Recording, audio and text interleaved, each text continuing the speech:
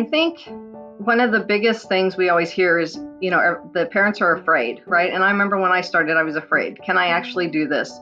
Will I do enough? Will I do too much? Will I ruin my kids? Will I never graduate or never have enough knowledge or whatever? So I think a big part of what they do is provide that support of, yes, you can do it. And your homeschool doesn't have to look like everybody else's homeschool, right? Your family is different. Welcome to Homeschool Talks, a podcast by HSLDA. This is a show about all things homeschooling, from practical tips to inspiring stories and everything in between. You can find show notes for this episode along with our other Homeschool Talks conversations at hslda.org/podcast. And if you want to be the first to know about new episodes as well as upcoming guests and topics, sign up for our email list using the link in the show notes. We're so glad you've joined us today, and we hope you enjoyed the program. Here's your host, Jim Mason. Hi, I'm Jim Mason, President of Homeschool Legal Defense Association, and this is another episode of Homeschool Talks, where I talk to interesting people out there in homeschool land. Today, I'm joined by Dena Bless, who is the events manager of the Christian Home Educators Association of California. She's been the events manager there since 2022, but she's been married for a long time and has also been a homeschool mom for a long time. And we're going to talk to her about both of those things. Welcome, Dena. Thank you. So tell us about your homeschooling journey. Well, my homeschooling journey started very early. Like as soon as we were pregnant, people were asking us if we were going to homeschool or not. And I always say that the joke was, it depends on who you ask, him or the person who has to do it. So my husband was very into homeschooling from the beginning. He always thought it was a good idea. I was not so sure as I started out. So we started investigating. I went to my first convention with Chia, Christian Home Educators Association, California, Chia. I went to my first one when my oldest was 3 because I was like, okay, I want to check this out and see what it's like. I had gone through public school, felt like, it was an okay education. But then as I started looking around at what was happening, when I drove by my high school and now it had metal detectors and bars, and there were the things that were happening with curriculum even back then in the early 2000s.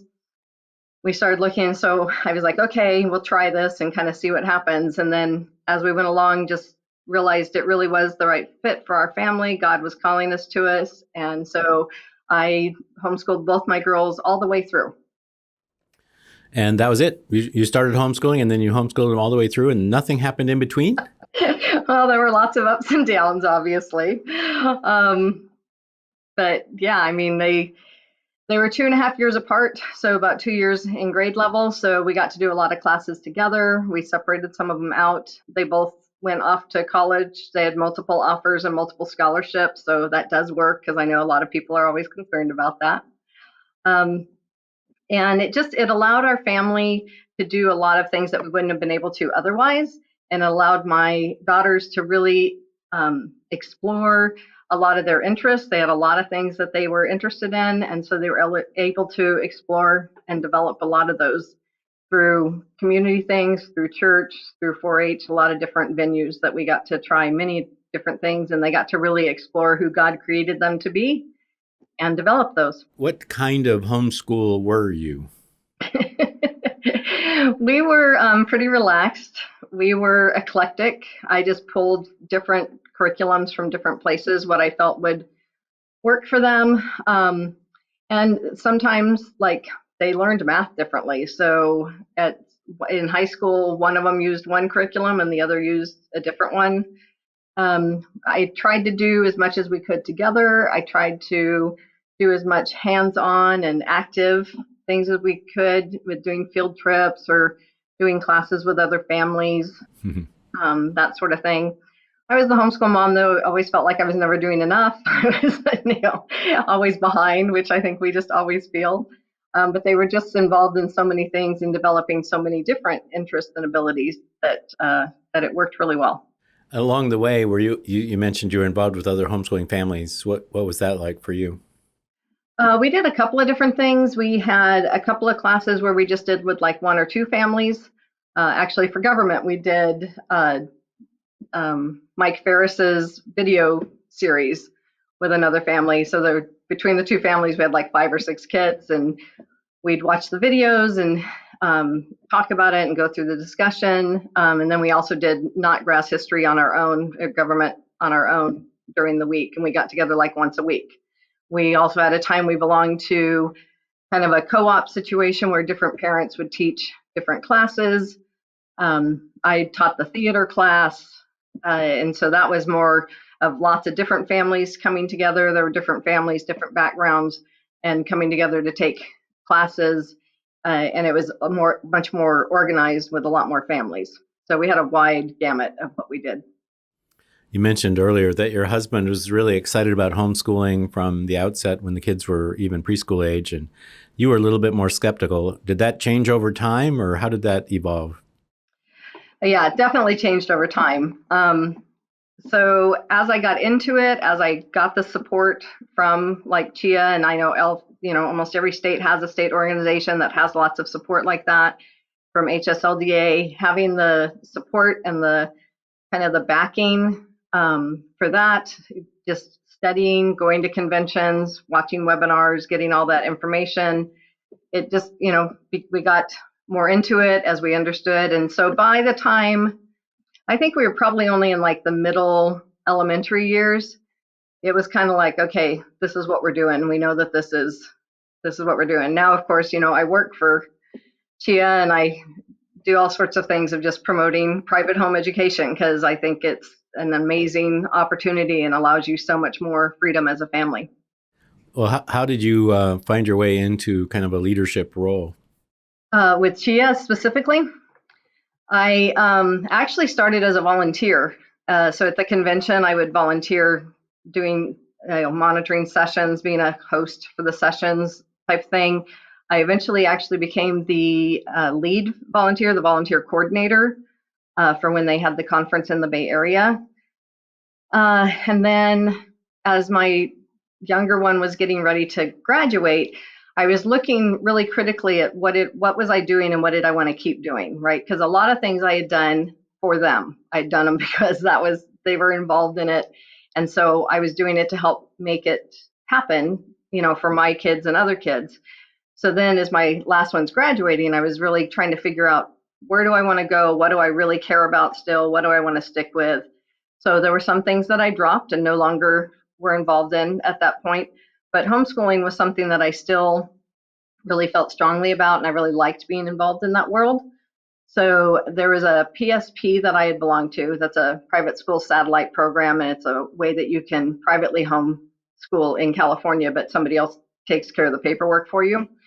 And the lady who had been running that was retiring, and I had felt it was such a gift to me that I didn't want it to go away. So I took over that at that point, and I contacted Chia, and I talked to them about being on what they call the Regional Advisory Board, which is where the volunteer position and working within your area, working with different leaders and homeschoolers and promoting and doing events and providing support. And then there was a very long, convoluted road within the staff part of Chia, where now I ended up as the events manager a couple of years ago. Well, what do you think is the most vital thing that Chia or PSPs in California do to preserve and advance the cause of homeschool freedom? Wow, they do so much. I think one of the biggest things we always hear is, the parents are afraid, right? And I remember when I started, I was afraid. Can I actually do this? Will I do enough? Will I do too much? Will I ruin my kids? Will I never graduate or never have enough knowledge or whatever? So I think a big part of what they do is provide that support of, yes, you can do it. And your homeschool doesn't have to look like everybody else's homeschool, right? Your family is different.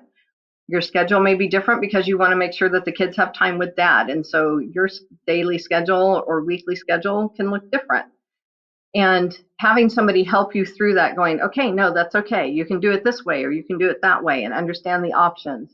Understand even just helping with like the paperwork and providing a lot of the support in the, my high school handbook that Mary Schofield wrote is like super beat up because, I got that as a Chia resource, and man, I just like used that to death.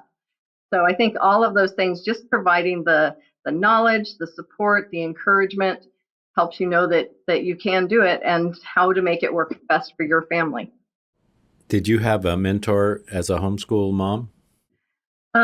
Yeah, not one specific all the way through, but different times at different people. So the lady who ran my PSP was a big mentor to me because we'd meet at least once a year, or if I had questions, I could always call her and, have her help me.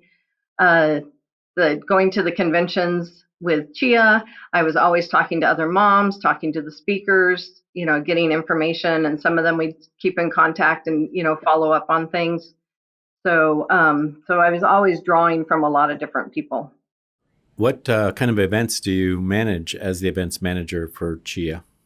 Well, obviously our big one for the year is the convention itself, which we just had in May. And we have a lot of big speakers come in. We were on the campus of Biola University this last year. And we have workshops and exhibit hall and all of that. And so all of that is kind of under my purview, where I have a ton of people who help. It's totally a team effort. Lots of volunteers and staff who take different parts of it and really help organize it. So that's the biggest one.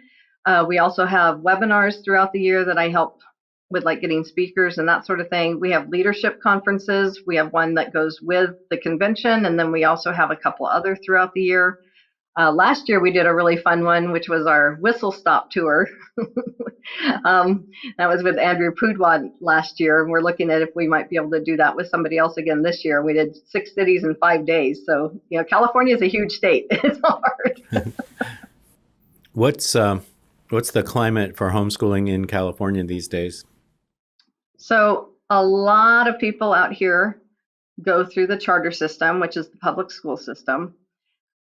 Because you get a lot of money, and it's I understand that. That's really nice to have, especially if you're trying to do this on one income. But there are a lot of rules with that, and they're getting more and more restrictive, and they're getting more and more further away from what I wanted for homeschooling my kids. A big reason we did it is to give them that foundation in the Word and to give them the biblical reasoning behind everything. And you can't do that if it's public. But a lot of people don't understand that yet. So a big part is just having conversations and learning. As things have exploded over the last couple of years, the legislation's gotten a lot more picky, and they've started looking at things. And so Chia and FPM, Family Protection Ministries, with Nathan Pierce, does an amazing job of looking at all that legislation. I know you guys work really closely with them at HSLDA, looking at all of that and, making sure that it doesn't end up affecting the private homeschoolers, things like, fire sprinkler inspections or whatever. So it's, believe it or not, as messed up as California is, we're one of the best states for homeschooling because of the way the laws are written at this point. It's really great. So we're trying very hard to keep it that way so that it doesn't become super restrictive, and they don't start, interfering with private homeschoolers as well. I was somewhat involved in California back in 2008. Were you homeschooling yet in 2008? Yeah, so Nathan was just coming on with FPM in those days, and we had what some may know about a pretty big scare, legal scare in California when a court of appeals ruled that homeschooling was not only illegal now, but it had always been illegal. And that came as surprising news to hundreds of thousands of homeschool families like yourself. And we were not involved in the first case at all. It was a complete surprise. It was a confidential juvenile court matter until the opinion came out. And then once we got involved, we were able to persuade the judges to rehear the case, and then a few months later changed their mind. So the same 3 judges that said homeschooling was always illegal in California said, oh, we were wrong. It's always been legal. So that was kind of my big initiation in California cases. What has COVID done for homeschooling in California? The post-COVID public school exodus. Yeah, there definitely was an exodus. I think the year after when you looked at, so the way you homeschool in California, there's not actually, homeschooling isn't legally a term, it's that you're a private school. And so you have to file a private school affidavit. It's kind of like filing your DMV. It's not asking permission, it's just saying, hey, I have this school. And you can either do that as your own family or as a PSP, or then of course the big brick and mortar schools do it as well. And that number literally tripled in that, I think it was 2021, and then it's still stayed quite high ever since. So I think when parents saw what was actually happening or not happening, as the case may be, and they were trying to do everything online and just weren't set up for that. And yeah, there was a big exodus. And now for Christian parents especially, there's a lot of concerns with a lot of the curriculum that's being put into place and regulated. So there's a lot of them pulling for that reason as well. And what does Chia do to help those families that are, I mean, the way I've sort of looked at it is, for a long time, homeschooling sort of grew slowly but naturally, word of mouth. You knew somebody else who homeschooled, you checked it out, reluctant homeschoolers. So in my family, it was the reverse.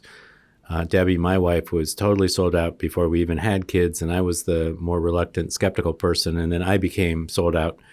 And that's sort of how homeschooling grew for a long time, and then all of a sudden, there's this big change where everybody had a taste of homeschooling, and it seems to me that because of that, people who maybe returned to public school have less reluctance to try homeschooling today than they might have before, because they've had a little bit of a taste for it.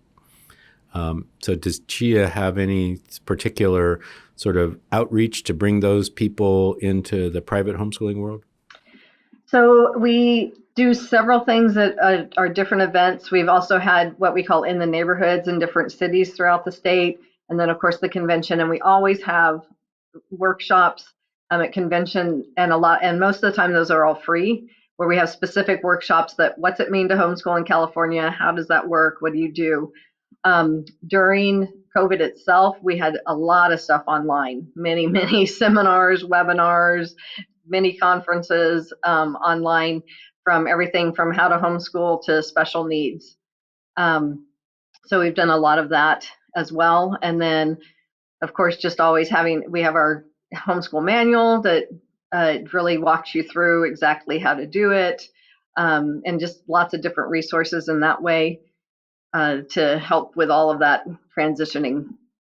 So you've gone from somewhat of a skeptic about homeschooling to a trier-outer to kind of got to like it, became sold out, moved into leadership, and now your kids are grown and off to college. What do you have to say to the mom of the 6-year-old who's thinking about homeschooling? What kind of words of wisdom or advice would you have for people today? You can do it. You really can. It's an amazing opportunity for your family to work with each child. Like I said, children learn differently, and you know that. You know your kids. So you really can do this, and you can make it work where it's going to be much better for them, for you, for the whole family. I remember when I was first starting out and people would be like, oh, I could never homeschool. And I'm like, okay, how many hours of homework were you working with your kid last night? And they're like, oh, 2 to 3. I'm like, we were done with school, right? So it's amazing when you're doing one-on-one, it's a lot more efficient and a lot faster. You have the chance to explore so many different interests and abilities in your kids. You have a chance to do more things as a family because now you're not tied to that school schedule. We would always go, if we were going to take a trip or a vacation, we always went off season, right? Prices were better, less people. We got a lot more done. We got to interact a lot more. So, check wherever you live, check with your state org. There's homeschoolfreedom.com will show you where what state org is out there for your state. There are lots of people out there who have walked the path before you and are super helpful and willing to come alongside you. All right. Well, thank you, Dena. I enjoyed having our conversation. Is there anything else you'd like to add? How can people get a hold of Chia if they want to connect with you? Well, our website is chiaofca.org. So that's CHEAOFCA.org. And there's a contact form on there. And like I said, I know most state orgs have the same thing. We also tell everybody to make sure they have their HSLDA membership if they're privately homeschooling. So add that all the way through. Actually, I think we signed up and became lifetime members at one point. So I think your state orgs and your HSLDA, and then that will help you also find groups in your area, because you definitely want to be connected. You don't want to be out there Lone Ranger. So, but make sure you get connected to the right people, the ones who are going to support you in the right way and really give you what you need. But they're out there, and there are people who will help you find them. What was the biggest blessing for you as you reflect back on your homeschooling journey, choosing the path that you chose? I would say the relationship that I had and continue to have with my daughters. Not that it was perfect, and it's bumpy, and there are ups and downs even now, but we still have a relationship where we talk. You know, California is very expensive, and so neither of them live here anymore. So my older one graduated from college about 3 years ago, and my other one just graduated at the end of April. And so now the older one's in Kansas City, and my younger one just moved to New Hampshire. So I'm not sure what that says, that they're moving further away. So maybe it's not as good.